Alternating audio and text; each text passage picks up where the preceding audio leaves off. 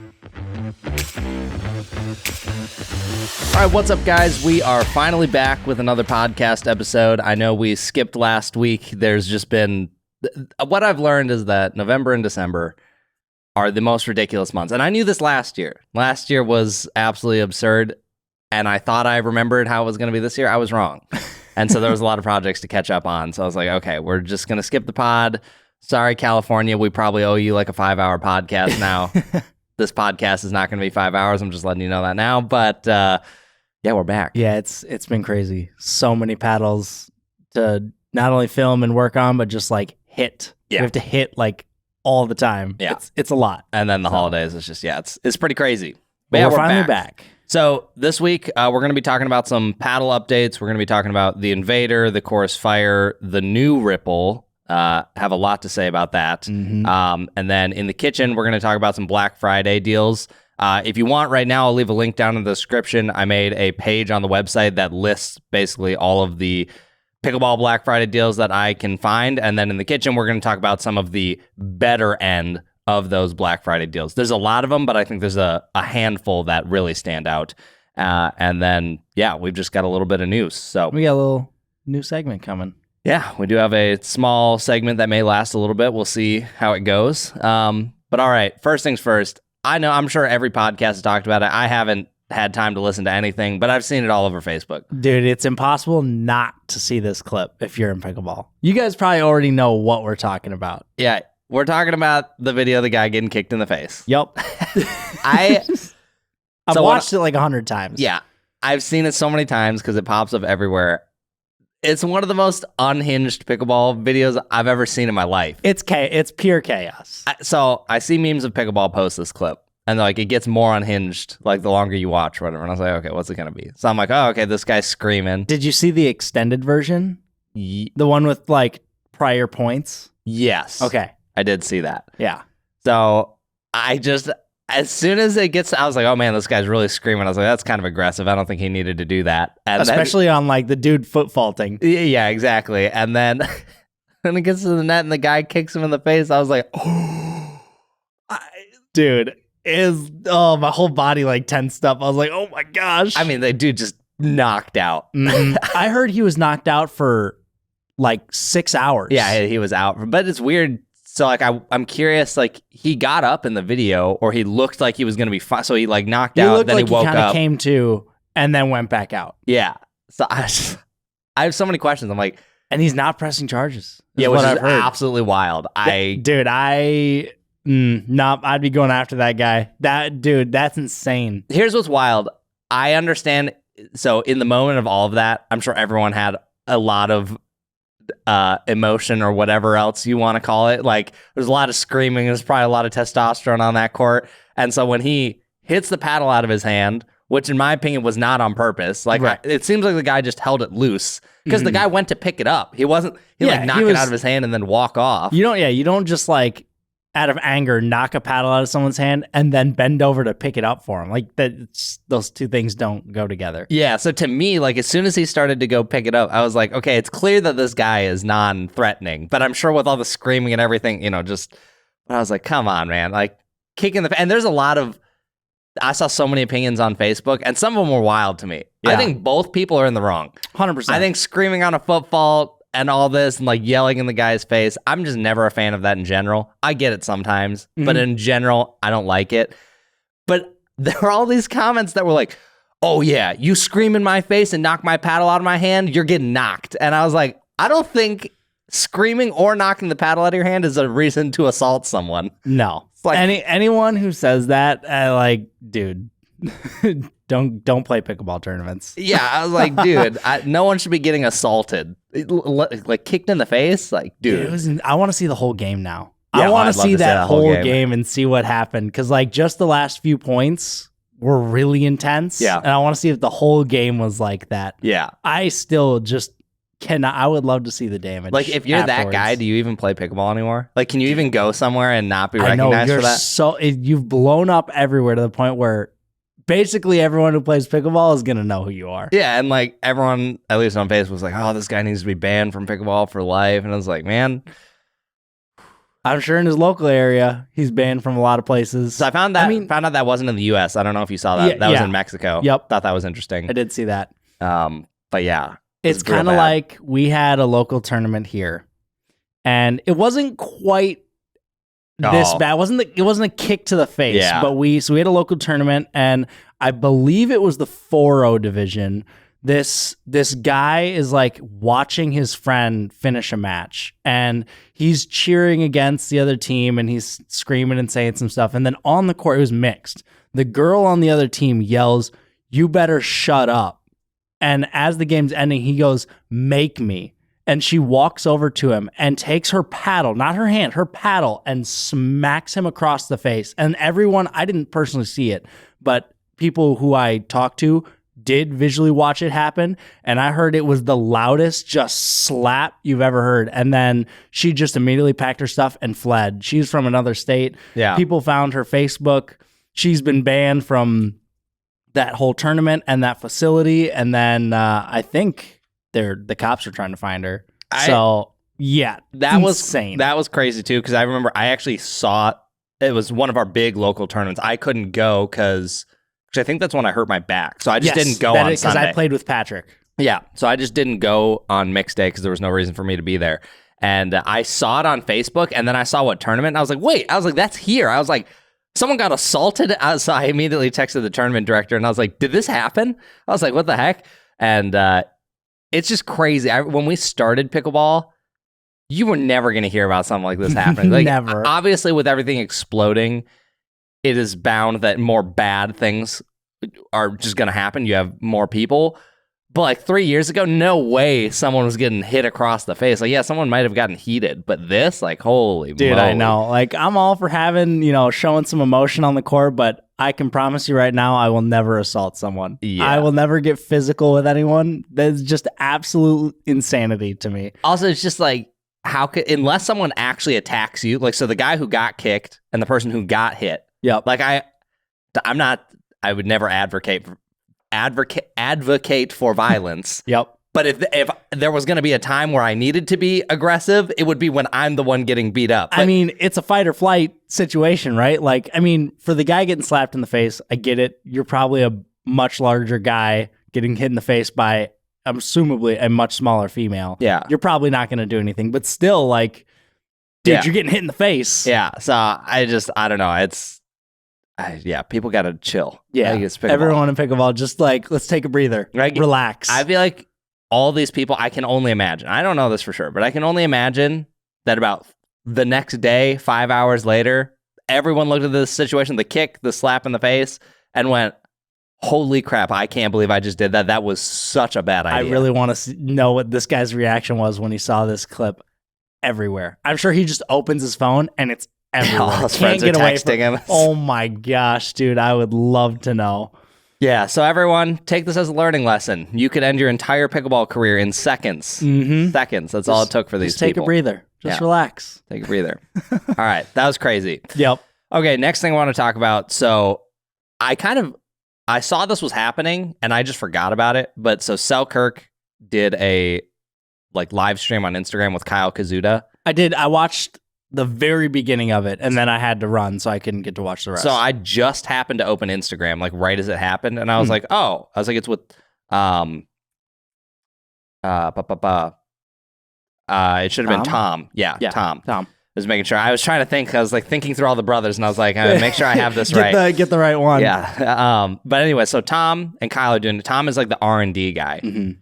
So I opened it and I was like, oh, I should actually probably listen to this because this will probably be pretty good. And I was just expecting it's probably going to be lower level information. It's not going to be anything crazy. It'll be oh, here's kind of loosely explaining the new Infinigrit and other things about the 007. It kind of starts out that way. By the time you reach about halfway through this live stream, Tom is cooking. Tom is spitting bars on this thing. I literally was so dialed in and just staring at my screen. I was like, I cannot believe what I'm hearing right now. Tom just pops off. So he starts I wish I had stayed tuned. I wish I wasn't busy. You should have, because it was worth watching. So at some point he starts just talking about durability in the industry, like USAP, UPA, like everything. Like someone asked about like the letter that, got to UPA. And I was like, Tom's going to be like, sorry, I can't talk about that. No. Tom's like, let me tell you about the letter. That stream had to have been like over an hour, and I just could not believe it. And then after all this, he's like, okay, now I'm going to like kind of take you into one of my office rooms and just show you like all our R&D equipment. And I was like, oh my gosh. Like, here's the thing. I've gotten to know or at least be aware of a lot of like random behind the scenes things at Selkirk, like just random things they're testing. I'll just be like a little bit aware of whether they've told me or I've just heard through the grapevine or whatever. So I've always known that they took R&D serious, which is always kind of interesting because their paddles always end up being so mid. Like they just haven't really hit, in my opinion, they haven't hit a home run since the 002. So I don't know. It's always interesting to me that the R&D is like so high level relative to a lot of people, and then the paddles aren't amazing. But anyways, the room he showed, there was a ton of cool equipment in there. Like they had this whole ball cage for kind of, I think the ball cage, I think it could kind of do some exit velocity stuff, but I think it was more of like a torture test. Like it just keeps shooting a ball into the paddle. Yeah. And then they had this whole like big giant box that they put the paddle in, and I guess it does like a whole 3D scan of the inside of the paddle, kind of like an x-ray, and then they can like move it around and like look for core crushing or how the paddle's like degrading. They had the whole 3D optical scanner for grit, so instead of the stare it, which it was funny listening to him rant about that because I'm like, yeah, this thing's terrible. But he had all these reasons why that thing sucks. Yeah. It was amazing. But anyways, just the whole room was very cool. I was like, you don't see any or many companies doing any of this. I was like, at this point, Selkirk should probably just be running the paddle testing because it seems like they actually know what they're doing. Yeah, right. So anyways, Tom, if you hear this, I doubt you're going to hear it, but if someone happens to send this to you, keep cooking. I seriously was just sitting there going, oh man, Tom is so tired of this industry. I love, because like I said, I got to tune into the very beginning of it, but I didn't get to stay because I had to run and I had some errands I had to go do. But I just laughed because Kyle kept going, yeah, I didn't really know you existed. You hear about the other brothers, but I didn't even know you were a person. I was like, oh my gosh, relax, Kyle. It was, yeah, he talked about a lot of stuff. I want to talk to him a little bit more and pick his brain about the industry because I wish there was a replay of it so you guys could see, but it was all very, very, very fascinating. So anyways, nice job, Tom. Good job, Selkirk. All right, then let's talk about MLP quick. So MLP, baby. So yesterday was the finals. Yep. There's going to be spoilers here, so if you don't want to hear those, big be aware. Spoilers. But anyways, I tune in and I see the very first match. So I didn't know that the finals was going to be a best 2 out of 3 MLP style match. Yeah. So that's crazy. So that if you went to a Dream Breaker in every single match and you went to a 2 out of 3, you potentially play up to 15 games that day, which for 2 teams is a lot. In MLP, that's insane. Yeah, that's a ton. So I was kind of like, I don't know how I feel about it. It went all day. It literally went all day. So it was 11 o'clock when I first turned it on, and I tuned in late. So I think I was in the last game, and then I saw the Dream Breaker, and then the Fives won that one, and I was like, oh, okay, cool. Congrats, Fives won. And then they were like, all right, now stay tuned for the best out of... And I was like, whoa. I was like, we still got more. So at noon, I go take a lunch, and then I go play some pickleball, and then I come back at 4 something, and we're only in the second match. And I think they may have played the bronze or done something in between. I don't think it played the entire time I was gone. Yeah, I think there was a something in between there. Yeah. So I was like, it's going to be over for sure when I get back. No, it went all the way into the evening. Yeah, because you texted me and you were like, dude, this is still going. And I was like, what? So I opened it up then and I was like, oh my gosh, they're still in the second match. This is crazy. And then that one went to a Dream Breaker, right? Yes, the second one went to a Dream Breaker. Yep. Which Augie finished it out. Yep. And then so they ended up winning that. And they got, can't remember the exact final score in the first one, but they were tied at like 11-11 or 11-10 or something around there. And then Fives won 8 straight points in a row. Like they got clean swept 2 times. And I was like, wow, that's crazy. So anyways, Fives won the first Dream Breaker. So I was not feeling good when they went to a second Dream Breaker. Like, this is not good for you guys. Yeah. So them winning that was awesome. They went to 3. And it was funny. You got to see the progression of the day. So it was like the first match, it's kind of like early morning or midday afternoon. Then the next match, sun was setting. And then the next match, just completely dark. And then under the lights. Yeah, that was crazy. When I turned it back on after the second Dream Breaker, and then there's a 30-minute break in between, I turned it back on. I was like, oh my gosh. It's like in a completely different area because it's just totally night, pitch black. Like, that was crazy. Yeah. So but anyways, it was a very good match. I thought it was very entertaining pickleball. There was a lot of really great points. I will say in the third match, it definitely got sloppier all around. It felt like, and I'm sure they were tired. They've been playing all day. I think it's probably, I feel like for a final, it's cool because it feels like it takes out a little less chance that people associate with MLP. But it's also got to be so hard on the players. Like, I'd be very curious to know if they liked that or didn't like that. Yeah, I'd like to talk to them too and see how they felt after that, because that's just, dude, that's almost too much. I like that it's longer, so it's not just like, oh, this team won 3 games, it's over. Like, that would kind of suck for a final, but I don't know, man. I'm assuming they probably started like 9, maybe 10, and then went to, I don't know, was it like 6? Man, when did that end last night? Yeah, it was probably like 7 for them. Probably close to 7. That's a long day of pickleball. Yeah. Like, that's a lot. Even with a break. Even with the breaks. I mean, 30 minutes is not that much time when you're in between matches. So, I don't know. Seemed cool. I mean, great match. No, it was really good. Dude, great Augie match.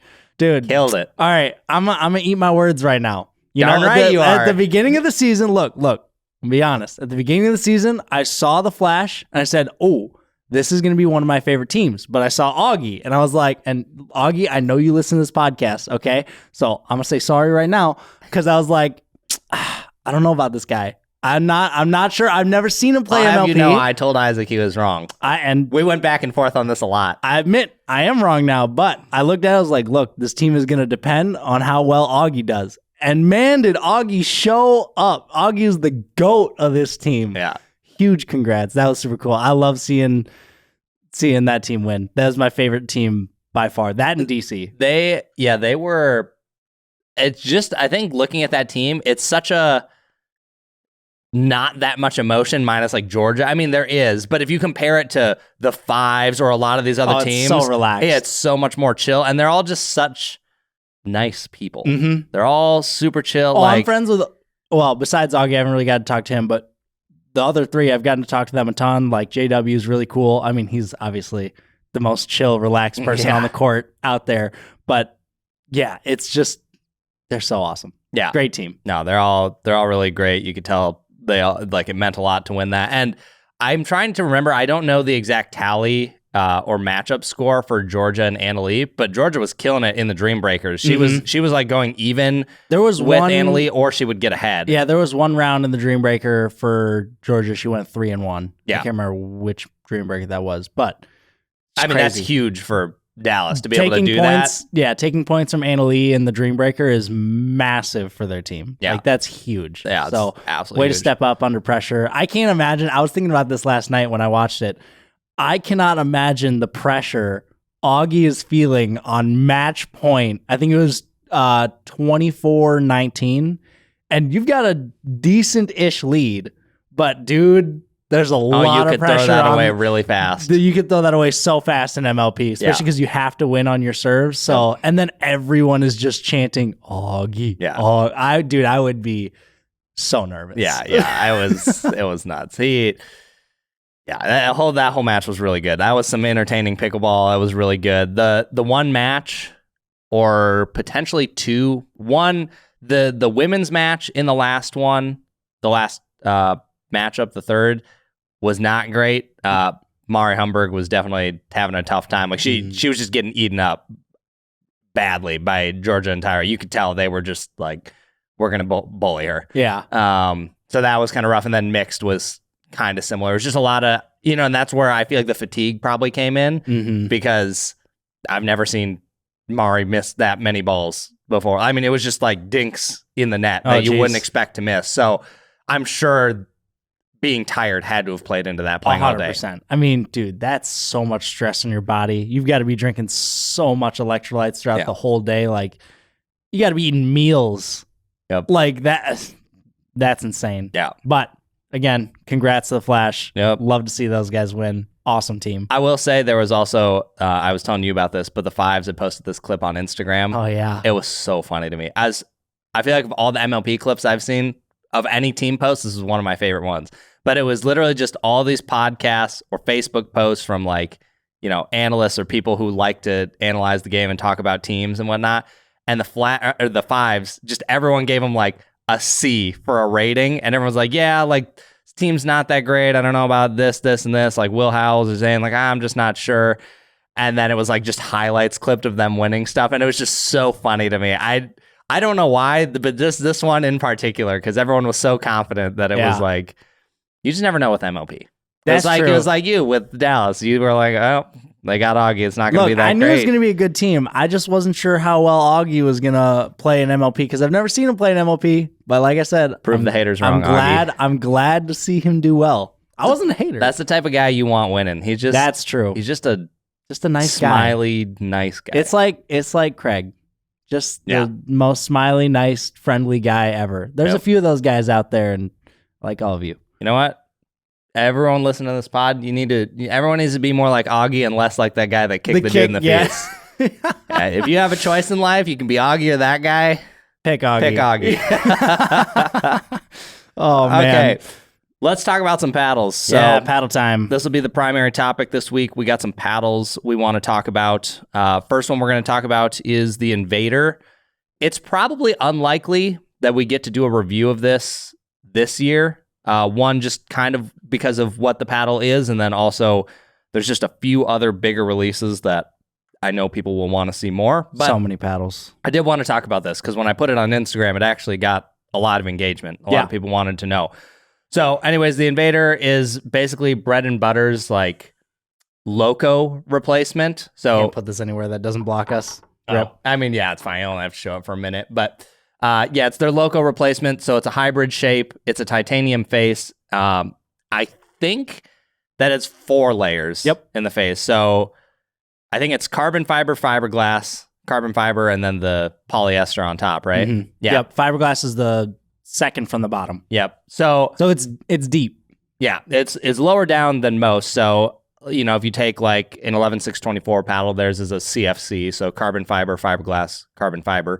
And usually the closer to the top the fiberglass is, the more poppy it's going to feel. Mm-hmm. So I do think it's interesting, one, that they opted to go 4 layers instead of 3, and then also that the fiberglass is lower on the paddle.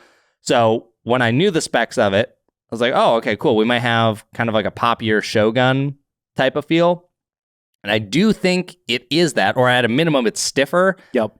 But it's not nearly as jumpy as I was expecting it to be. Yes. So, which for me, and probably what I was expecting, that was a little bit of a letdown for me. But I guess it just depends what you want it to be. I was going to say, it depends on what you're expecting. Because if you're expecting it to be like a power version of a Shogun, it's not going to be that. Yeah. It's like slightly stiffer, a little denser, and just ever so slightly poppier than a Shogun. But if you're coming from the Loco, yes, then it would be an upgrade. A power and upgrade version of the Loco, because the Loco was super soft. Yeah. I mean, that thing was just a pillow. Yeah. So if you're coming from that and you want to stay with this shape and you go to this, it's definitely a power version of the Loco. So I guess it just depends on what power. The Loco was like control. This is like all court. Yeah, exactly. So it's just a more powerful version. Yeah, it's not a power paddle. It's just an upgrade in power from the Loco. So it just depends on what paddle you're coming from. But so I main the Shogun. It's been my favorite paddle since it came out. Like, I love that thing. I was not expecting to like this very much at all. And I was hitting it. Because you're a hybrid hater. I do hate hybrids, but I've been playing so well with this paddle, and I really like the face layup. Like, I like dense paddles. It feels just slightly denser and just a little bit poppier than the Shogun. And now I want this in the Shogun. In the Shogun shape. It's very good. I like it a lot. Yeah, for your type of playstyle, I do think this probably fits well because you usually aren't outside of like a couple exceptions, you're not usually like a giant poppy paddle guy. Mm-hmm. So it's interesting. So I actually playing with it, I don't have any problems with it. I actually play pretty decent with it. And there's nothing that I'm like, oh, I don't like this. I think it was literally just an expectation thing where I was like, oh, Yeah. it'd be kind of fun to see that fiberglass a little higher up and maybe something on the poppy or a little bit more powerful side for bread and butter. I think it's kind of what I was expecting. So for me, I feel like it missed in that way a little bit, but I know my guess is a lot of people I know really liked the Loco, and since it was more control oriented, they probably just didn't want to go, hey guys, here's your replacement. By the way, we made it way more poppy than the one you actually liked. Have fun. Yeah. So it makes sense in that way. It all just depends what you expected from it and what you wanted. Yep. But yeah, it's not a bad paddle by any means. I do really like the purple on this. The purple looks really nice. Yeah. I like the 6-0 Black Diamond that had the purple on it, the Jame one. So, fan of the purple. So for far, sure. I initially thought the green might be a little off-putting to some people just because it might match with the ball a little bit, but I haven't gotten any complaints so far. So it's funny that you say that because a lot of paddles I feel like I've said that for, and we've played with this a decent amount, and I've never. No one's thought about anything. You haven't mentioned anything. The other people we played with didn't say anything. Like it's. Yeah, I mean, it's like kind of similar, It's but I don't know. Close, but I think there's just enough gaps with the black layering that it's not a problem. Like it's not dense. Yeah, so interesting. Yeah, but it's a very solid paddle. Like again, you're not gonna hit it and go, wow, this does anything really special, but it's just really solid. Yeah. Yeah. So, just, as a lot of paddles are these days. I know, right? So yeah, very good. Yep. Interesting one. All right, let's grab the fire. So we'll have some more interesting thoughts on this one. Yes, this one is a little bit more interesting. Here is the fire. Yep. So we got the Chorus Fire. This comes out November 30th, I believe. Okay. So another titanium polyester weave. Yeah, there's a lot of layers in this one. I actually am blanking on all the layers. I feel like don't quote me on this, but I believe it's a 3K woven cloth, the polyester cloth, a see-through fiberglass layer above the polyester, and then there's one more layer in there. I know there's 4, and I can't remember what the 4th is for some reason. Anyways, the polyester and fiberglass are the 2 at the top. The 3K woven carbon fiber is somewhere bottom or second to bottom. Anyways, that doesn't really matter. We're just going to talk about how the paddle plays. So one thing to note about these paddles is that they're light.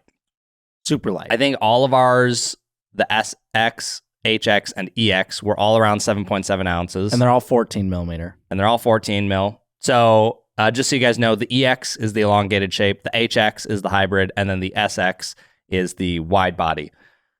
Okay, so with that being said, they're very light. And one common theme from everyone who has hit these, and even when we were in Dallas, I had the same thought as soon as I hit this thing. I was like, this absolutely needs weight. And it's a perfect example or a callback to the podcast we did with Braden when we were talking about the Holbrook Arrow. We were talking about the internal weighting, and we were saying, someone said something like, well, like, why if they just didn't put that in there and they let us customize it? It's probably me. Well, I like to throw weight around. Yeah, and so then the argument that I think Braden brought up was like, well, you might not like it if they didn't do that. Because we were saying this is a good paddle, and it's probably very good for an edgeless paddle. We don't know if it beats an edge guard paddle, but for what it is, it's very solid. This is the exact perfect example of what Braden mentioned, which was first time I hit this thing and had no weight, I was pretty much uninterested. I was like, I am probably not going to even hit this paddle again. Like, I just didn't like it. With weight, it's a whole different story. So paddles like this, you have to go in with the mindset that you are going to add a weight. If someone likes this stock, I'm not saying it's impossible. There's a lot of people, a lot of different preferences, but I really did not like this paddle stock. Yeah, I think it'd take a very specific niche person to like this paddle stock. And now the nice thing is, because of the lower static weight and the way it's built, the swing weights are pretty low. I don't have them all in front of me, but I mean, the elongated, the HX, or EX, sorry, was like 113 out of the box. It might have even been a little bit lower, and then everything just went down from there. So they're all very fast in the hand. Yep.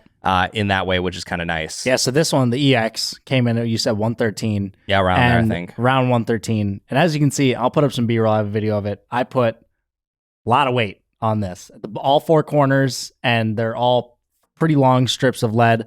Bumped it up to 122, which is still below what my preferred swing weight is, but it improved this paddle a lot. Not only just give it more plow through and power, but now I know this phrase ruffles a lot of feathers. I know exactly what it is. A lot of people get upset when we say this, but I'm going to say it again. I don't care. This paddle vibrates a ton. Yeah. It rattles and shakes without lead. Like, it is just so jarring to your hand when you hit the ball. And so in the center, it's not bad, but it's when you get... Even still in the center, I find it was noticeable. Sure. But especially when you go outside of the center, it's extremely bad. Yeah. Then you put weight on it. I initially put weight on just the bottom corners, and it helped. But being an elongated paddle, the sweet spot is shifted more towards the top. So I still noticed more of that jarring feel. So I put weight at the top corners, and it still didn't feel too heavy. So I was pleased about that. Like I said, it's still under my preferred swing weight. And so much better. And I felt when I hit it without lead, I was like, okay, I can tell it's poppy. I can tell it's got some decent power. It's not anything crazy. And then once I put the lead on it, oh my goodness. Yeah, it unlocked. The pop and power. Yeah, exactly. It unlocked the potential of this paddle. Holy cow. From the baseline, drives were crazy. Yep. And hands, like little punch volleys. Yep. Holy cow. I mean, it was a big difference. We hit quite a bit with you hitting it and then as stock. And then when you put the weight on, I was like, oh, okay. I was like, it's definitely coming It hotter. was a noticeable difference. Like, yeah, especially like even when you're at the baseline, you'd hit a drive, I'd punch it back. Like, it came back fast. Yeah, there were definitely a couple that you just kind of punched when I was at the baseline and I just watched it go past me and I was like, oh, I was not ready for the ball to do that. Yeah, it's so once you put some lead on, like I said, this paddle needs lead. It requires lead to be really hit its potential. Yeah. So, but after I put the lead on it, I liked it quite a bit. It was good. Hands, dude.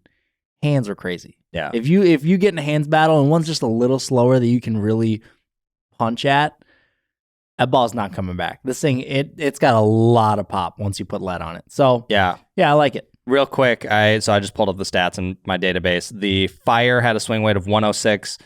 Or sorry, the SX had a swing weight of 106. The HX was 110, and the EX was 113. And 113, I guess for a 14 millimeter elongated, not crazy low. That's probably maybe a tiny bit lower, but it's not super crazy low. But 113 in general for an elongated paddle is on the lower end, so they're all pretty quick. So just keep that in mind if that is important to you. But yeah, so you hit the HX quite a bit. I picked it up a little bit just to play with yours, but I mostly used the HX. I played it stock, and then I put weight on top of it. Yep, weight helped a lot.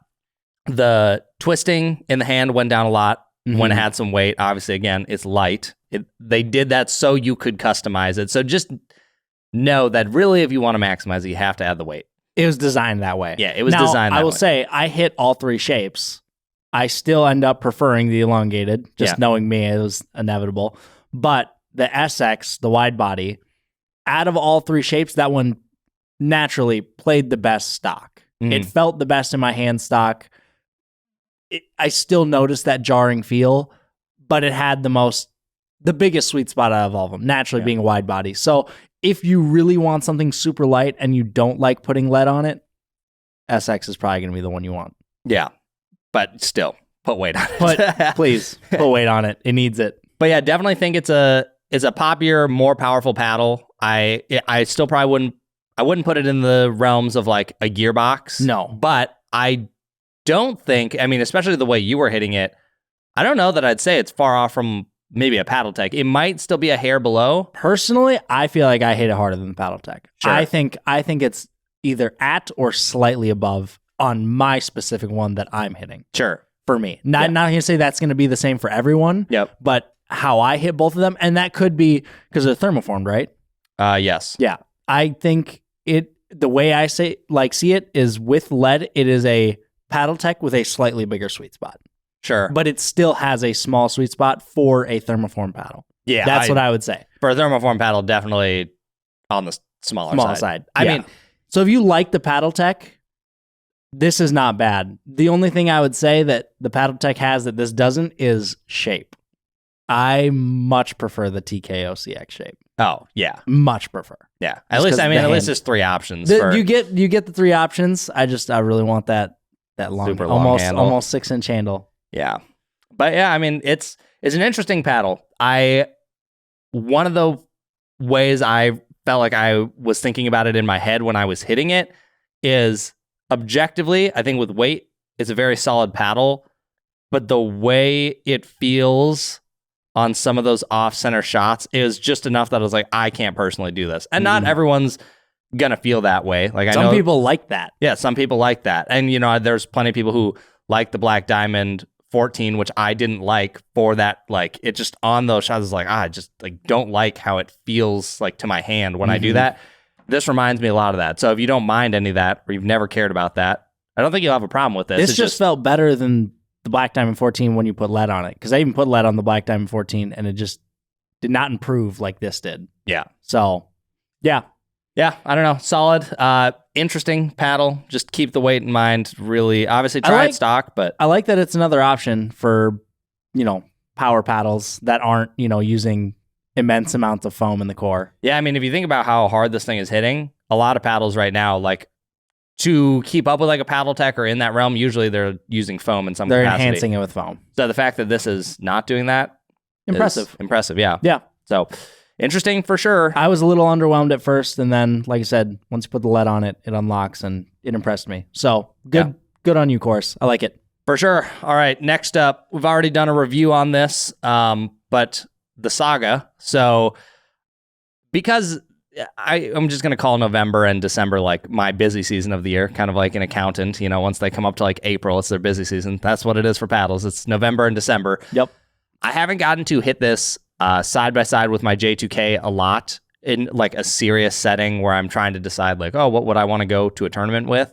But this is definitely on the contender for a main. I liked this a lot. I feel like it fits my type of play style, and it's in the realm of a J2K, but I would say with a little bit more baseline power, which is nice. So I don't know. They just made a solid paddle with this. It's I said this in my review. On paper, you look at this paddle, like, okay, it's a Gen 1.5. You added like a little mystery layer in the middle, and you have some thicker cells than what you've normally had, but still not as thick as a paddle tech as like Braden figured out. Mm-hmm. But it's just good. Yeah. It's one of those battles like, it's not like, oh, there's so much foam in the core. And it's kind of like the Invader where we're like, it's not that flashy, it doesn't do anything that special, but it's just really good. Yeah, it's overall like very well balanced. Like, and I like that at the net, it feels softer and easier to control. But like if I need to like put something in it, I can get it out of it. It's just not a power paddle where it's like nonstop. You're just like trying to kill people with the thing. Right. Yeah, very, very good sweet spot. Like you said, good baseline power. Like I liked it. Drives felt really good. Kitchen play was nice, very smooth. Yep. What I like a lot is that it comes in many different shapes. If you want the hybrid, they've got that. If you want elongated with the curved head, they have that. Or the V7, short and long handle. I just like that there's a lot of options. Yeah. Well, and they're about to have even more. So I said this in my review, but I said I would love to see this in a standard or wide body and then a 14 because I think because of how control oriented this feels as a 16 at the net, I'm like, that extra punch might be nice when you want it, and it would just be so fast in the hand. And then so I was like, I know Vatic just hasn't done it. So I was like, I don't know if they'll ever actually do it. And they said, I think potentially, if I remember reading correctly, it was like January they might release that. Or later on. Anyways, it might exist at some point. I was very excited about that because I was like, ooh, that could be kind of good. For any companies listening to this right now, if this guy tells you to make a wide body paddle, don't listen to him. We don't need more of those, okay? No more wide bodies. Stop it. Now we could use a couple more. Here's the funny thing. I like that shape, but I think in general, I prefer a hybrid. Like I feel like I hit better with hybrids. But, I agree. But we could use more. It's fine. Just keep making them, guys. Keep the only making paddle I'll say that actually like has really good improvement because of it being a wide body that I've seen recently. And I don't know, are we talking about it on here? If it's what I think, we can talk about it. Okay. The gearbox. Like that one specifically plays much better as a wide body. Yeah. But anything else, no more wide bodies. Let's just stick with elongated. Yeah, that gearbox. I should have my review up this week. I think it may or may not land on Tuesday. Yeah. We'll see. So I don't think I'll talk about much on here because I'll just clarify everything in the actual review. This was a weird launch. I could have sworn there was an embargo / don't talk about this until release day. Mm-hmm. And then everyone just talked about it. And I was know. like, I got to go read back my email. I swear it might not have. In the past, Gearbox has been very much like, because we talked about it on John's podcast at Worlds. Yep. And I was kind of like, wait, can we do that? are we allowed to talk about this? I was like, well, John's going into it, so okay. And then I think I talked about it again on another podcast. I was like, all right, I guess we're just talking about it. Yeah, I think they emailed me this week and were like, hey, just so you know, you can talk about it. And I was like, oh. Nice. Okay, got it. I didn't know that. But yeah, that one's the only one I'm okay with being a wide body. Yeah, that paddle was not built for an elongated shape. Or that design, I think, it's definitely better in a wide body or standard shape. Yeah, especially in your hands. Okay, so this one is going to be a little bit on the longer side, but we got a lot to say about these ripples. Yep. Okay. The ripple. So first of all, to my knowledge right now, the paddle comes out December 6th. Yep. That is what they've publicly posted. But are you sure? Yeah, we've had a public date before, so we'll see if it actually comes out. Personally, I think they should delay it a little bit longer, but we'll get to that. Again. This has been, in my opinion, one of the weirdest or top 3 weirdest like launches or upcoming launches that I've ever seen. Oh, 100%. So, okay. The ripples get sent to reviewers. We're told, if I remember correctly, like, yeah, you can talk about these. The way I understood it when we got them, and I could be wrong, is that this was what was coming out. So I get them, and there's all the waves in the face. Mm-hmm. And I'm just going to skip ahead a little bit here. But there's a rule that's a little bit vague, like all USAP rules seem to be. But 2E2, surface roughness. The paddle's hitting surface shall not contain holes, indentations, rough texturing, or any objects or features that allow a player to impart excessive spin on the ball. Okay, the way I interpret that rule, and I think a lot of people have interpreted it for a long time, is those waves or those ripples, which you guys probably can't see that well from here. You probably can't see. I mean, on the Gazebo cam, you can kind of see these lines from the ball marks, and those are all waves. Like, I don't know if you can hear it. Like, you can hear a noise, not just the grit, but like my fingers rubbing over like waves in the paddle. Yeah, and so the way that I read 2E2 is that would be considered like an indentation because it raises up and now there's an indent in the paddle. So immediately my question was, how can this be legal? And the only answer I ever got was, well, we didn't put those there. Like, it's just cosmetic. We didn't put those there to get more spin. So that never really answered my question. Even though if it's not intentional, doesn't matter. Like, the way I read it, still breaks the rule. Yeah, so like I'm like, okay, well, let's just say hypothetically that's not illegal. Then why doesn't someone just make waves that like protrude like a 1/4 inch or 1/2 inch out of the face? Like that almost certainly would help impart more spin. And when we first started hitting these, the spin numbers, I mean, we were hitting shots that I've literally never hit with a pickleball paddle. Never been able to put that much spin on the ball. I was shocked. I've also never been able to hit the ball so hard and keep it in. Yeah. So, I mean, just off the bat, to me, I was like, well, we might be hitting that excessive spin that this vague rule, like, first of all, that rule is just problematic for USAP. You need to better define what your rules actually mean. Because, first of all, it says cannot contain holes. Well, Selkirk, hole. Like, but that's not the hitting surface. Yeah, not the hitting surface. But how do you define the hitting surface? How is this? I could hit a ball here. In fact, some people do hit a ball here. Or that arrow paddle, one shot arrow with the hole on the sides. The hole on the sides. Yeah, how is this not that one doesn't make sense until USAP defines like a certain area on this paddle is hitting surface. I'm like, well, then what does that rule mean? Mm-hmm. So, anyways, that whole thing is odd to me, and like the way they say like rough texturing.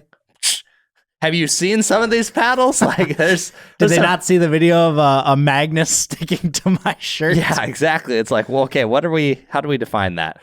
So, anyways, the beta release happens. That's there, and it's like, okay, that's weird. And then, in a relatively short amount of time, our paddle heated up, and oh man, the R1 that I was hitting First, initially, it was hitting hard. Yeah. But I was like, oh, I can reset with this. Yeah. Shockingly. Both of us felt that way, actually. That you could reset really well, given how much power you had. The first day we hit it, we were like starstruck. We were like, oh my gosh, this is crazy. I've got crazy power, insane spin, but resets are easy. Yeah. Like drops were easy. Everything was great. And then in less than a month of me using that thing, it just turned into a nuke. I mean, it was it was like a week and a half or 2 weeks. It wasn't very long. Yeah. Like forehands from the baseline. I had to baby it so bad. Otherwise, it was going to the next county. Yeah. I mean, it would not stay in the court. It was crazy. Yeah. And so what's interesting to me is I could be wrong, but the way that initial launch happened, it didn't feel like it was meant to be a beta. It almost felt like it became a beta thing when the issues got realized with the edge guard, because the launch date was supposed to be significantly sooner. Yes. And so to me, I'm like, okay, well, that's kind of weird. And then the other thing, I guess I'm going to skip ahead a little bit. Sorry, guys. Yep. We're going to talk about the changes of this, and then we'll kind of come back to what we were just talking about. So we got a lot of the reviewers got new ripples. So these ones, the changes that were made was that they reinforced the edge guard so that those don't come off anymore, because that was clearly leading to the old one becoming a rocket. So they added some type of reinforcement so that that doesn't happen as much. And then they tightened their manufacturing tolerances so that those ribs aren't sticking up and making waves. So our new ones are flat. Yep. They're flush, just like every other paddle. No more bumps in the face. And my understanding of how that works is like the inside of this paddle looks a little bit like a gearbox in that there's these vertical lines running up and down the paddle, which I believe are carbon fiber. So essentially columns. Yeah, essentially columns. And I think however the manufacturing was, whether it was getting pressed too tight or the carbon fiber was too tall and then it was just protruding through the face, they just shortened it or did something, and now it doesn't make the waves. Whatever it is, I don't think there was a major change to the core. I think it was literally just, okay, our QC was a little off there. Which is interesting that you say that not much necessarily changed, because a lot has changed. Well, when you hit yes. it. Yeah, well, we'll get to that. So yeah, that was kind of weird. And then those waves are interesting because, and this is why I think that they must have been against the rule. I've not personally seen this happen, but I've now heard several reports of people at both a PPA and an APP being told you can't use this paddle because of those waves in the face. So I haven't seen it firsthand, but that's what I'm hearing right now. Clearly someone somewhere thought that was a problem. Yeah. At the APP Next Gen that I played in down in Dallas, somebody had one. I was going to use one, and I decided not to. So I should have. So yeah, I don't know. That to me, again, makes me think that the ripples, clearly someone in some capacity, somewhere. Someone thought it was important. Yep. Okay. Let's talk about this new one. Man. This new one is a missile. It is not the same paddle. Like it is, but it isn't. It's like the same identity, but you turned everything up a bunch of notches. Just gave it some steroids. So I'm going to hit you guys, and hopefully the microphone will pick this up okay, because you got to be really close to these mics for things to pick up. If not, we'll record something afterwards and put it in as B-roll. Yeah. The sound is very different. It's crazy. Let's hit these real quick. Yeah. All right. This one right here is the old one that we're about to hit.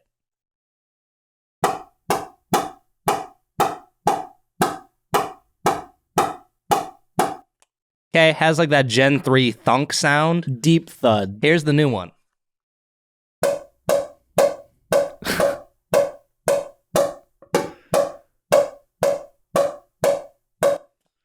I don't know how well that picked up, but hopefully whatever you end up hearing... Oh, one of our lights just died. That's Rip. Nice. Whoops. Okay, then. Anyways, that sound is very different. So different. Like, what this new one sounds like to me is what a truly delaminated paddle is. Not core crushed. I mean, when the surface actually separates from the core, that's what this sounds like. Every single time I have brought that paddle out to play, I'm not even kidding. Every single time I have used it, someone from a different court or the same court has said, that paddle has to be broken. Yeah. It sounds delaminated or core crushed or what. I was like, Yep. I promise you, it is not. Yeah. But I agree, it sounds like it. Yeah, I mean, it's loud. Like, even when I was just bouncing this here, there's like ting in my ear, like, oh man, like this thing is. It's definitely a much louder noise. Yeah. So, anyways, the first sign, just like when we started hitting this thing, was like, okay, that's weird. It's like really loud. And then when we actually started hitting this on the court, there's a very noticeable difference in power. Crazy. Between these paddles. So the old Beta Ripple that I had it hit hard, and let's just assume it never broke in. I'm going to talk about it like it was brand new. Yep. I loved where it was. Great pop, great power, but resets. Below Gen 3 and below Gearbox for sure. Yeah. On a brand new Beta. Yeah. Yeah. Really good spot. And then you add some weight and it can definitely hit a little bit harder if you want it to. But It was crazy. Yeah.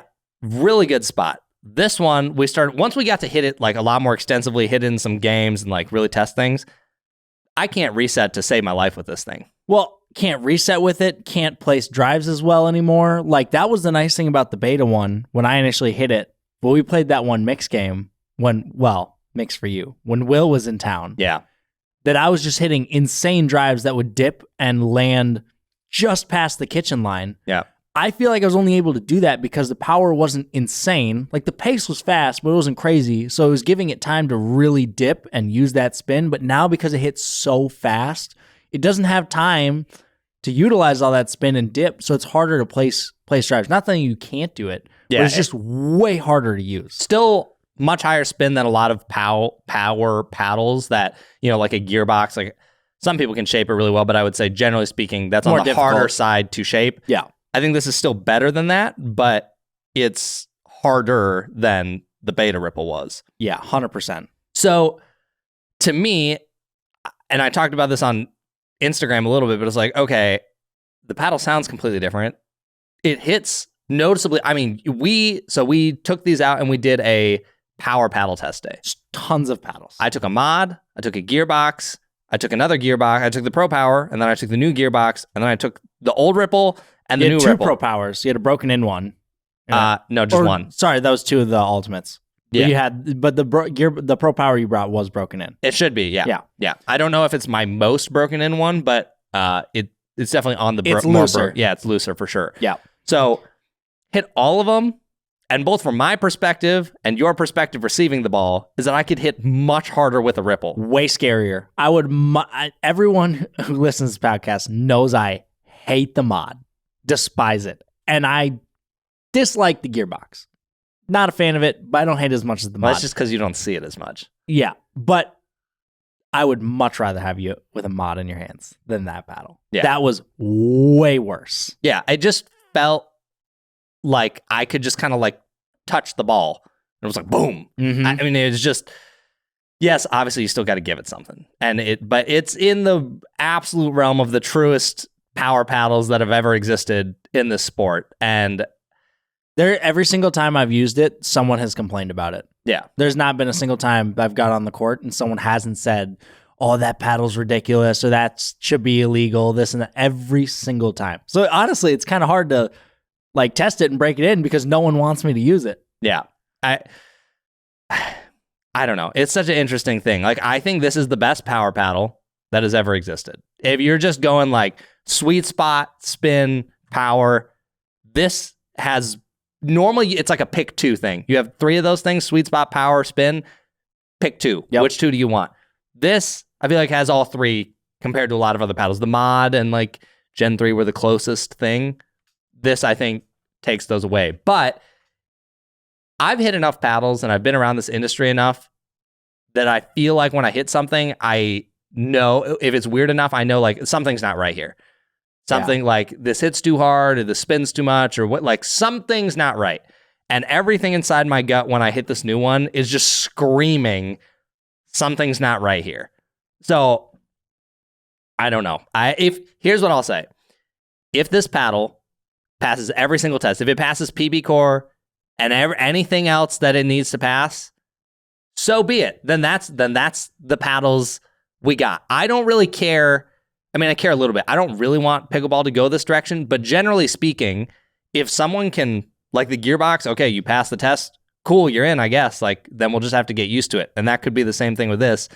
But it's more what upsets me is that we're just getting jerked around like, oh, this might be legal, this might not be legal. It's like, can someone in the governing bodies actually figure this out and act quicker? Everything is so slow. Yes. Every company now is like skirting the lines of like legal, not legal. And it's just, I wish it could be more black and white and just know like, yeah, this is clearly illegal, and just act faster on these things. Like, I don't know, this, as great of a paddle as it is, should not exist. Yeah. This paddle just shouldn't be out there. Like the old beta, I'd be totally fine if that existed. It was definitely pushing it. It was definitely, it was pushing it, but I'd be more okay with that. Yeah.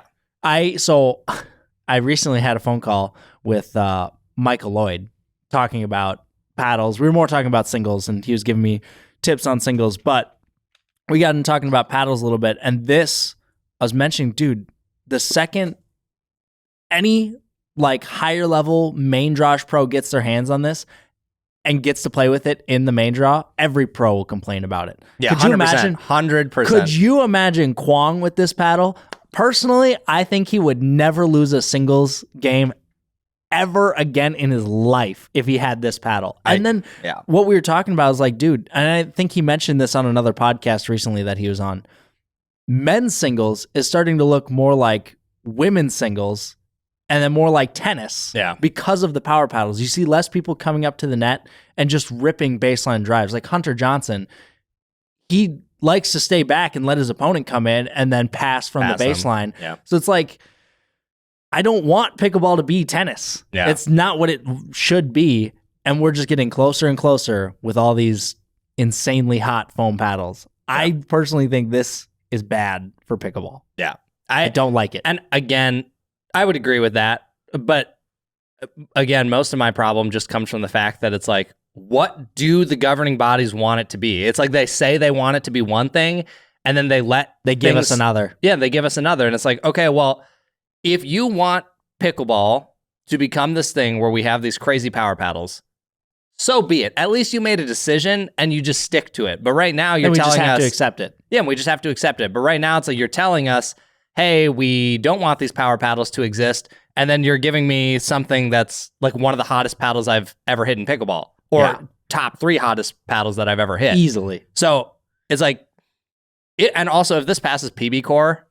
If I took this one and it got tested for PB Core and this passes, that test is useless. You know what we need to do? We need to bring this out next to hitting a vice.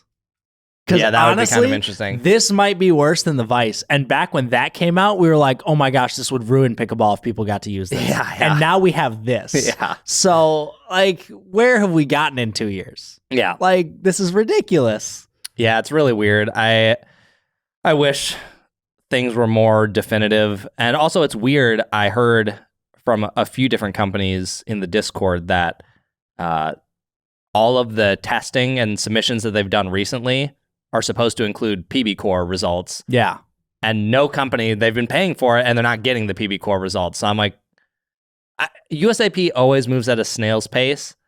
But again, it's just like, can you explain to people why this isn't existent? Why haven't we heard what paddles fail the PB Core test yet? Why haven't we at least just been given a range of paddles within PB Core? Like, if you told me this Saga was a 0.34, at least I'd have a baseline of like, okay, if this is 0.34, like, here's maybe where this is. Yeah. Or like, tell us what a paddle tech is, and then we kind of know the upper end. Like, there's got to be a reason why they're not telling us or haven't released anything, but I'm sure it can't be a good reason. I mean, it could even be a good reason, but it's just upsetting that we don't know. It's very upsetting. So I don't know what to tell you guys with the Ripple. And I want to be clear because I think some people have gotten the wrong impression when I've talked about this online or here. With Ronbus, like, I think they've made some awesome paddles. I think Dong has been working on this thing forever. Like, he's been slaving away at it. I think on their Instagram, they said they had like 66 iterations of it or something. They've gone through a lot of different iterations of this. So I applaud all of that. And I think what he's built, again, if everything checks out and USAP doesn't care, then like, yeah, one of the best paddles that have been made. Like, if you're a banger, this is a dream come true. People are going to put down the mod and pick this thing up. 100%. But I just, like, it's not oh man, like, I'm just trying to pick on Ronbus. It's more of just like, we've seen enough things. For example, the Oni.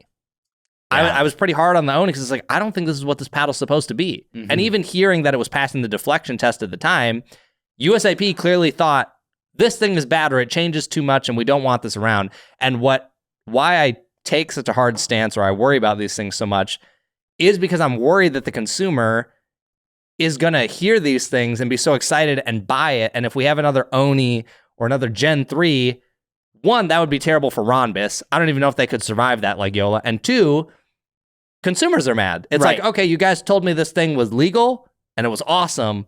I bought it. And now I got delisted. So yeah, I don't know, guys. Like, take it for what it's worth to you. Like, in my opinion, if this thing actually launches on December 6th, I would go in with a little bit of hesitation and just know, like, something to me feels off.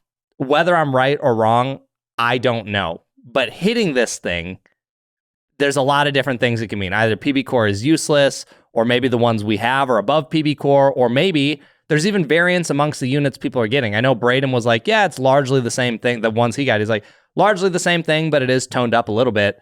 That's a severely lower reaction than like how we feel about ours. Yeah. So maybe that means they hit a little bit different. So just take it for whatever it's worth to you. If you're like, I don't really care, I just want the paddle that hits the hardest, Go ahead. go for it. But I do think that... But then also on top of that, we still don't know. Like, they claim they've improved durability with the edge guard. Yeah, but we don't know. But we don't know that. I've only hit this maybe 5 or 6 sessions. Yep. And I'm going to continue to try and hit it and see if I can break it.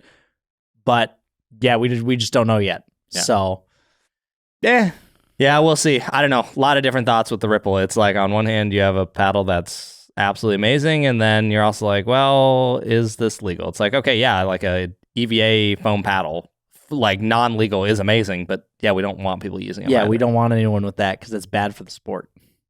I don't know. Take it for what it's worth to you guys. Don't know. All right, what's up, guys? Editor Chris here. I'm hopping in here quick because as I was watching this back, I felt like I didn't make my points as clear as I wanted them to because there were so many things to talk about with the Ripple that some things we were just kind of hopping between points. And anyways, I just want to make some clarifying statements so you actually understand better what I was trying to say.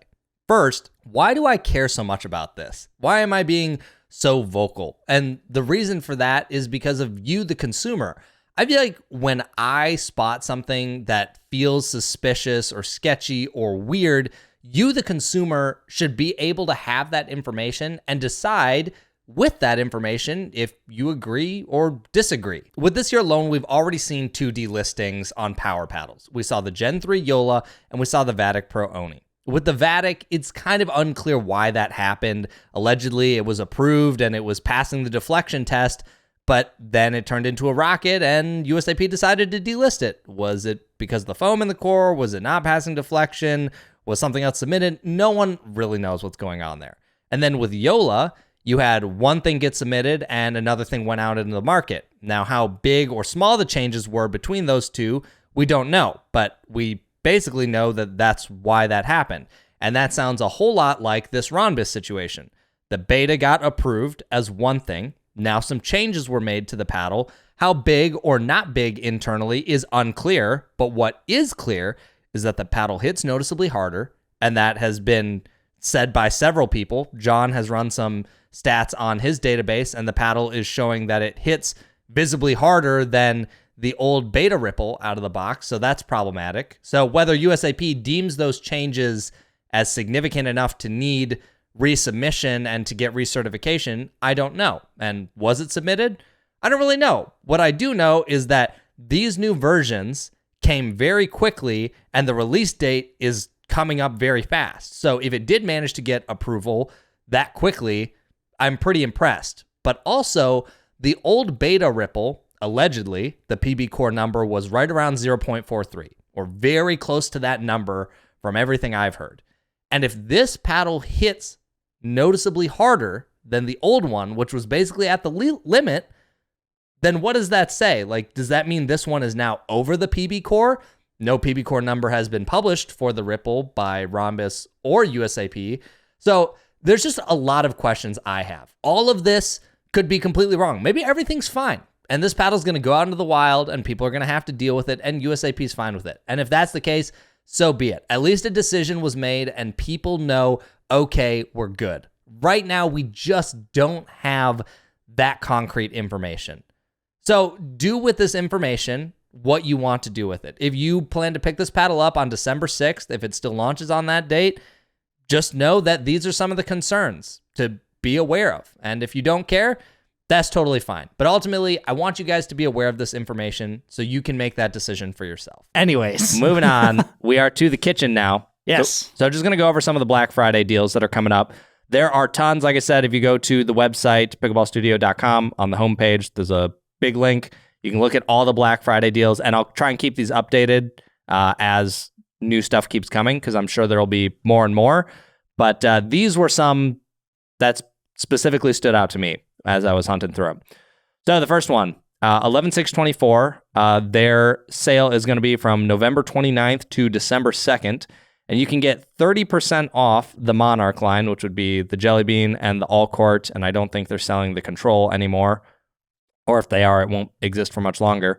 All right, anyways, 35% off if you use code PBStudio. That brings a Jelly Bean to $64, which is absolutely insane. That's nuts. For how good that paddle is, that might as well be free. The Monarch All Court for $91, also very good. A fully thermoformed, like good performing paddle at $91. Very nice. And then this one, less exciting to me, but some of you might be interested. They are doing a $69 mystery blemished paddle. So I don't know how blemished they are, and who knows what paddle it is. They don't have that many, so you might get something decent. You might not. To me, at that point, I'd probably just rather buy a Jelly Bean of some sort.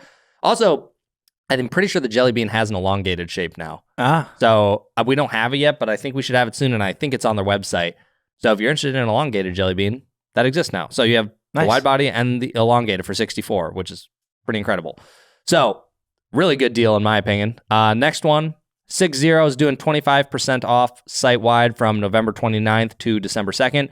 So if you were looking at picking anything up from 60, 25% is the biggest discount I've ever seen them do, I believe. So definitely a solid one. Yeah. This one is more clothing related. Actually, we never did talk about that in the beginning. Did we? No, we didn't. The new segment I don't know. thing. I'm trying to think back. I don't. We I skipped feel like over that. we kind of mentioned it, but no, I think.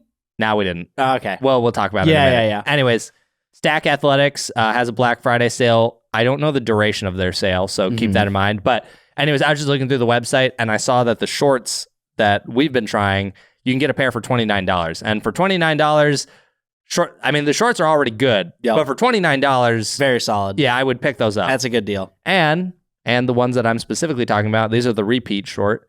These are a 7-inch inseam. Yeah, I want all of you to know. I don't know. Don't be like Lewis from Pickleball Pursuit. We like to cover those legs up a little bit. We don't need to be rocking out with half our thighs sticking out of the legs. I don't know, man. I don't know what you're talking about. Yeah, don't be like Isaac either. Don't be like Isaac. So $29, 7-inch inseam. It's a good short. They're good. They're very nice.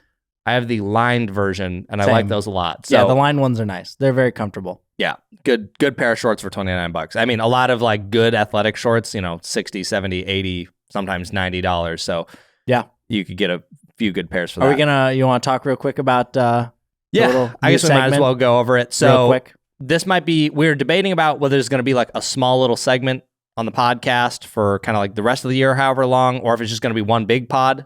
We might do both. But we thought it would be fun just to talk about different pickleball athletic wear, because we've tried a number of different brands. So I'm going to be reaching out to some of the more prominent pickleball athletic brands. And then we'll also talk about some of the non-pickleball ones and just tell you guys how things compare. Think. Yeah. Are they good? Is it worth the price? How's the quality? How do we like it compared to other things? Both Isaac and I really like Viore. Yes. I'm actually wearing a Viore shirt right now. Everything I'm wearing right now is all Viore besides the melon. Yeah, actually, and Viore sweatpants specifically. It's like the best thing they make. Those are... I live in those things at home. Yeah, those are really good. And just so you guys know, no, they don't send us anything. They do not. All ourselves. Yes, every piece of clothing that we have bought, it has all been cash out of my pocket. Yeah. And I'm still happy. So Viore makes some great clothes, but we just thought it would be kind of fun to talk about because, there's a number of pickleball athletic brands out there now, so we just thought it would be fun to go over and see how they stack up. So in the future, we'll just have a small little segment talking about what we've been trying lately, what we think, is it worth it? Should you just buy something cheaper? Should you just go to Target and pick something up? So that'll be a segment coming up soon. All right. Next up, Babolat. Their court shoes for the rest of the year, I think, are just permanently on discount. I don't think you have to enter a code or anything. But you can get the Jet Mach 3s for $99, which I know a lot of people like. I've actually been wearing them recently just to give them another shot. I don't really have a problem with the court shoe. The more I've broken it in, the more I've kind of been like, okay, this is fine. But I'm confused why people love this shoe so much. It's the Jet Mach? Yeah, it's great. Dude, this guy's a hater. No, I'm what not. What are you talking about? I'm not amazing. a hater, but like so many people wear them, and so many people talk about it. Like, here's the thing: we're gonna get two perspectives here. Yeah. Hater and lover. No, not hater. No. Just a realist. Here's the thing: there is nothing really about the shoe that I'm like, this does that wrong. Though when it was new, I was just like the forefoot area. I was like, it just like kind of pinches my foot, and I didn't love that. But I don't know, just the way that everyone uses them and how popular it is, I just thought it would be better. And feet are going to be, honestly, I think for shoes, it's even harder than paddles. People got weird feet, they got wide feet, they got narrow feet, they got all these different things. Shoes are hard, very difficult to recommend. High arch, low arch, plantar fasciitis, no plantar fasciitis, like so many problems with it. Yep.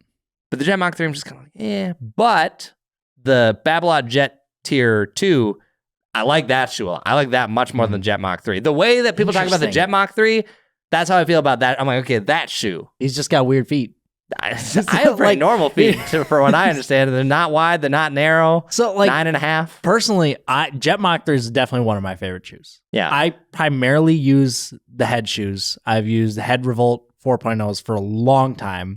And I've just, mainly because I can get them cheap, but I do also like those shoes. The 4.5s, I'm not as big on. They feel a lot clunkier and a lot bigger. That's so interesting to me because I'd have to weigh them. But the only difference to me, because I obviously still have a ton of 4.0s in the closet and I have a number of 4.5s, the only thing I ever noticed is that the heel locks my foot in better. The heel does. So I actually like the 4.5 more. The heel does lock my foot in, which is nice, but they just feel really clunky. And what I like about the Jet Machs is they're absurdly light. Like, I don't notice them on my feet very much.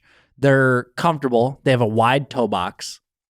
You keep talking. I'm going to do something. I'm going to get a scale. I want to weigh these. Now I want to know how much of a difference this guy's noticing. All right, we're going to see how on or off my brain scale is. But all right, I'm going to keep going about these while he's gone.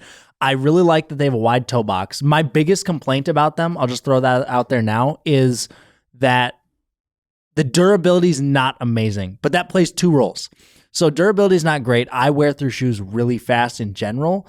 And if I'm playing hard tournaments, probably about 3 weeks and they're toast.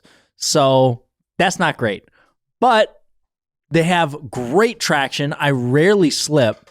Like I said, they're really light and they're extremely comfortable. Like my feet do not hurt that much after I play versus other shoes. All right, he's got the scale. All right, let's see here. So 4.5s. I don't know what is light or heavy for a shoe, but yeah, we're just throwing numbers out there right now. My Head Revolt 4.5 weighs 13.7 ounces. Okay. Jet Mach 3, 2 ounces lighter. So that probably is a shoe. That probably is a big difference. That is definitely a big difference in shoes. Here's an interesting thing. I have no idea if you guys can see this, but I'm actually somehow like tearing right by my ankle. Interesting. It's not really torn. It's just like fraying. We have actually someone I know, a friend of mine, Sam, the guy I played doubles with. He slides so much, and so the foot he slides on, obviously he's just sliding, but the opposite foot he drags like on the side of it. Oh yeah, I do that. And has That's probably why mine is like that. This entire part of his shoe is almost gone.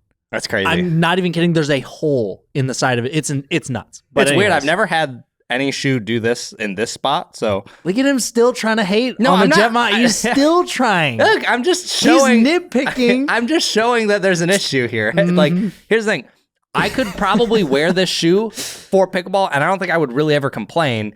It's just that the hype for this shoe seems so high to me that my expectation was like, this shoe's going to change my life. Every shoe I've worn in pickleball, if someone said you get to pick one, it would be that shoe. Well, I'm glad you're used to being wrong. Just kidding. And here's the thing.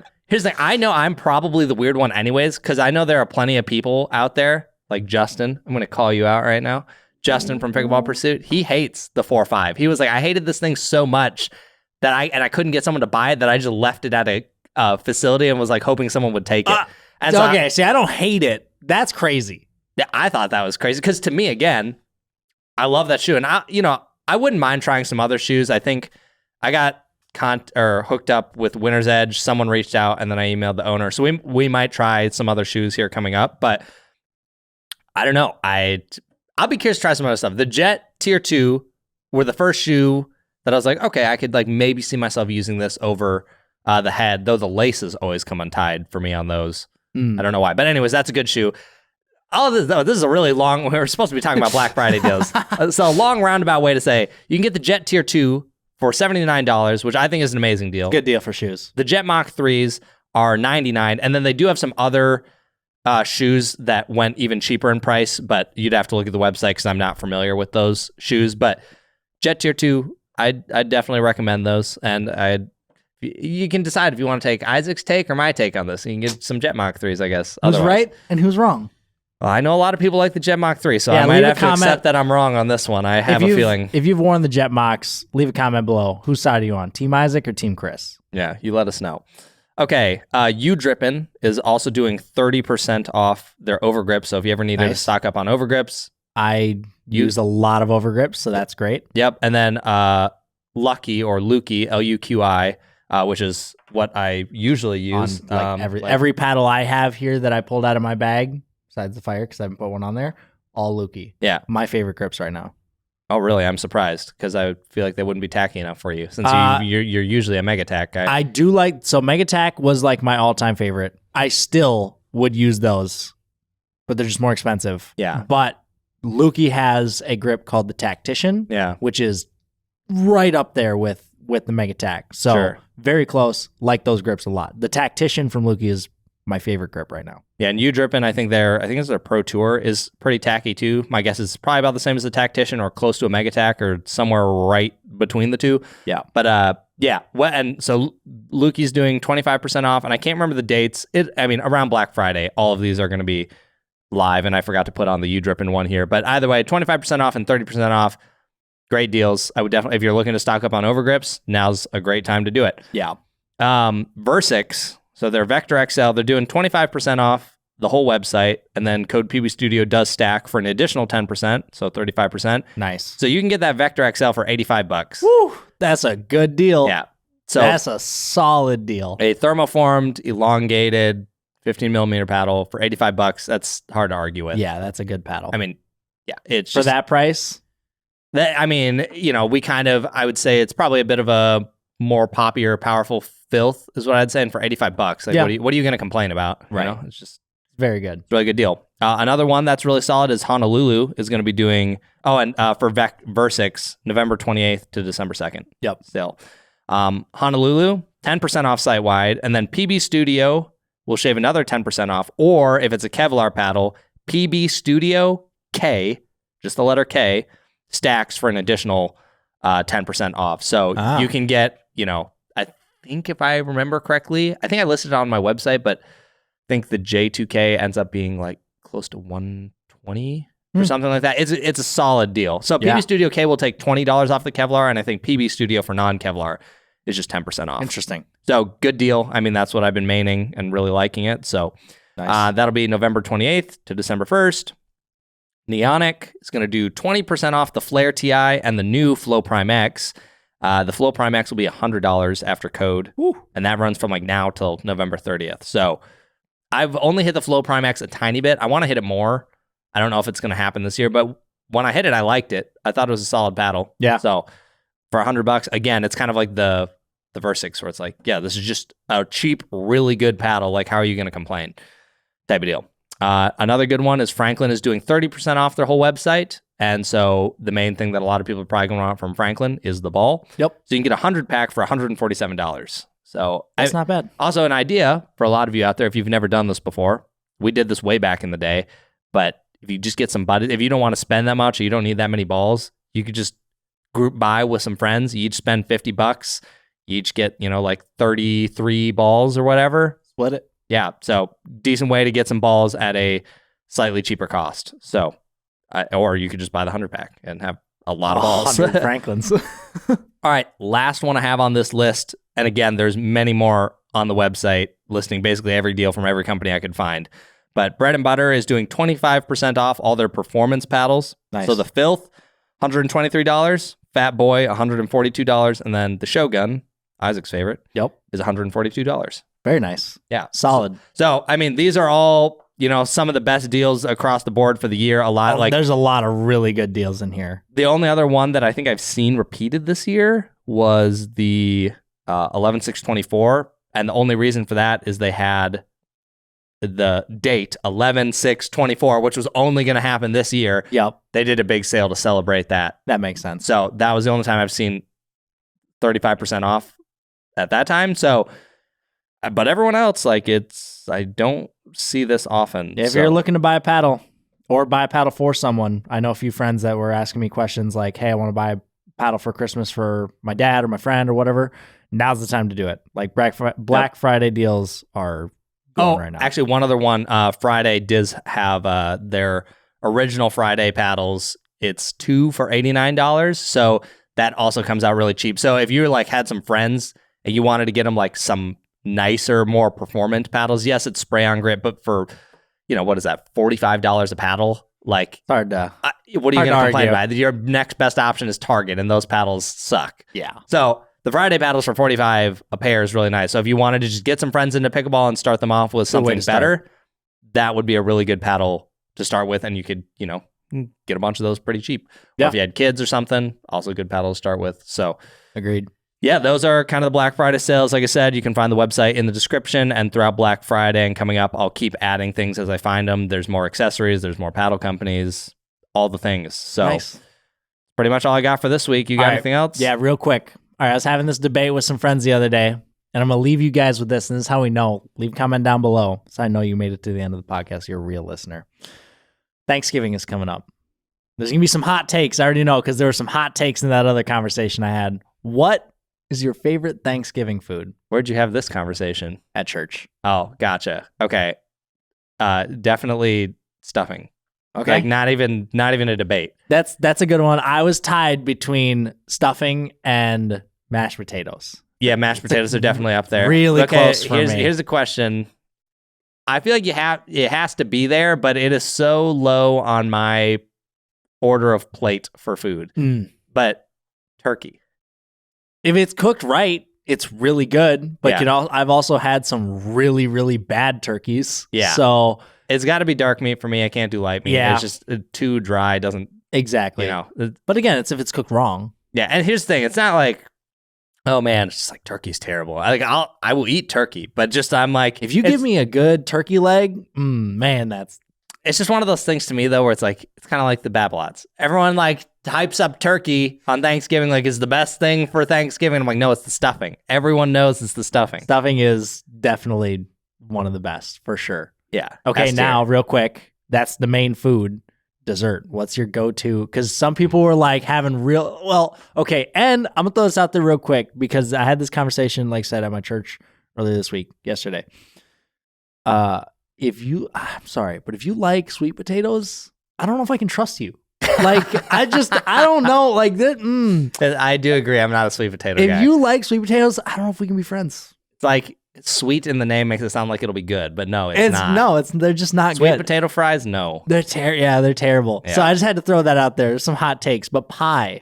What kind of pie? I think because some people are saying that I'm not huge on pumpkin pie. I like it, but some people are saying it's just the worst pie ever made. No, that's crazy. Yeah, I feel like I'm probably between pumpkin pie and pecan pie. Pecan pie is good. Also. Yeah. Man, so many different things. Yeah, do you say pecan or pecan? How do you say it? Also, strawberry rhubarb, number one pie. Yeah, number one. That's a fine pie. Or French silk. Here's the real question. What's the bottom pie? I personally think most of the time, apple pie is I was going to say the same thing. It's a little overrated. I was going to say apple pie is kind of like the Babylon Jet Mach 3. Nah, just kidding. I actually don't feel, just so you guys know, I don't actually feel that strong about the Jet Mach 3, but I just got to keep playing it into the joke now. But apple pie, it's I know it's just a staple, but I'm it's just kind of overhyped. Nah, I changed my mind. Cherry pie. That's the bottom. Cherry pie is at the bottom. I would eat an apple pie definitely before I would eat way a cherry over pie. cherry pie. Yeah. That's I think we can leave it at that. Yeah. Wow. We So- actually agreed on something for once. Dude, that's wild. So yeah, let us know. What's your favorite Thanksgiving foods? Leave a list down below. For sure. Well, sweet. All right, everybody. You have a great holiday. Yep. Have some good deals. We'll catch you next time. Yep. See you next week. Peace. Bye.